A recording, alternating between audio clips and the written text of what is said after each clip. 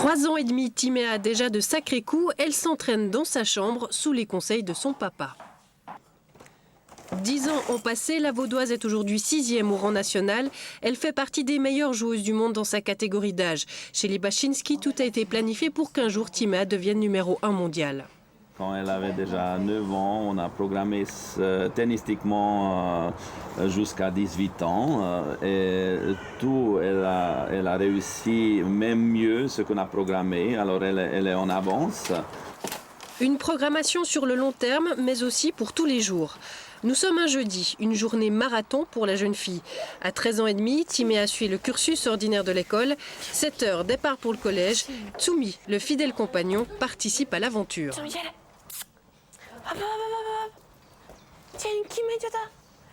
Je dois recopier vite un exercice. Timéa se sent à l'aise au collège. Brillante élève, elle arrive sans trop de soucis à concilier le tennis et l'école pour qu'elle puisse parvenir à tout faire. Père et mère vivent en fonction de leur fille. C'est un lourd sacrifice, c'est vrai, mais nous avons choisi ça. Et puis finalement, si on peut vivre pour ses enfants, c'est bien. C'est aussi gratifiant dans la vie. C'est vrai, tout tourne autour d'elle. Tout. Et puis, on ne peut pas faire autrement. Il faut que l'entourage autour d'elle, ça soit parfait. Elle se sent bien, qu'elle reste gaie tout le temps et elle sait qu'est-ce qu'elle doit faire sur le corps. Dans la famille, chacun a un rôle précis. La maman aide pour l'école, elle est là pour les petits bobos. Le papa s'occupe de l'entraînement, des parents protecteurs, mais plutôt fiers. Elle a dit plusieurs fois qu'elle veut être première mondiale. On sait que c'est très très dur, mais bon, c'est le chemin, c'est pas facile, ça dépend d'elle. Alors si elle va travailler, elle peut arriver. Et nous, seulement, on devrait être derrière elle pour l'aider. J'aimerais pas qu'elle fasse seulement du tennis. J'aimerais pas qu'elle arrête l'école, comme on avait discuté déjà. On aimerait qu'elle continue ses études aussi, même plus tard, après une carrière tennistique, elle peut reprendre. Puis on aimerait surtout qu'elle soit heureuse dans la vie. 10h15, fin des cours du matin. Igor, le papa entraîneur, attend sa fille. Chaque minute compte.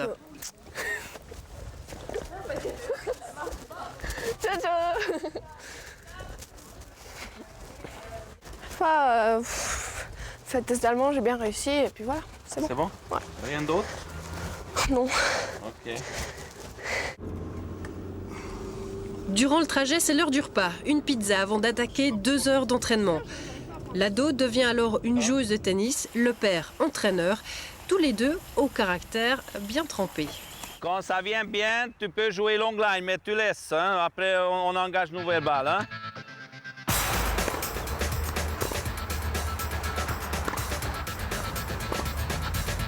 Aïe, aïe, aïe. Voilà, tu ne devrais pas reculer, toutes les jouer. Mais tu as reculé, tu as perdu le fil après. Voyez, rien, c'est pas. Silence. Alors, si on stagne... Un père entraîneur autoritaire, sévère mais respectueux, un personnage clé pour Timéa. Oui. Je pense qu'en une partie, c'est aussi grâce à lui que je suis au niveau que je suis. Timéa fêtera ses 14 ans le 8 juin, une date symbolique qui marquera ses débuts chez les professionnels. C'est le jour de la finale de Roland-Garros, le 8 juin. Alors c'est déjà symbolique. Ma mère, elle me racontait qu'elle regardait la finale de Roland-Garros quand je suis née, juste même à l'hôpital. Mon rêve, c'était toujours d'être la plus jeune numéro 1 mondiale. Puis puisque j'ai su que les tournois WTA, je pouvais commencer seulement à 14 ans, alors j'étais toute déçue. Alors je veux quand même leur montrer que je vais essayer quand même d'être la plus jeune numéro 1 mondiale, même si la limite était jusqu'à 14 ans et que je dois seulement commencer maintenant. La jeune fille a le talent, le mental et l'entourage pour réussir et suivre les traces de Martin Hingis. Mais le chemin est encore long. With his song. Juste comme ça.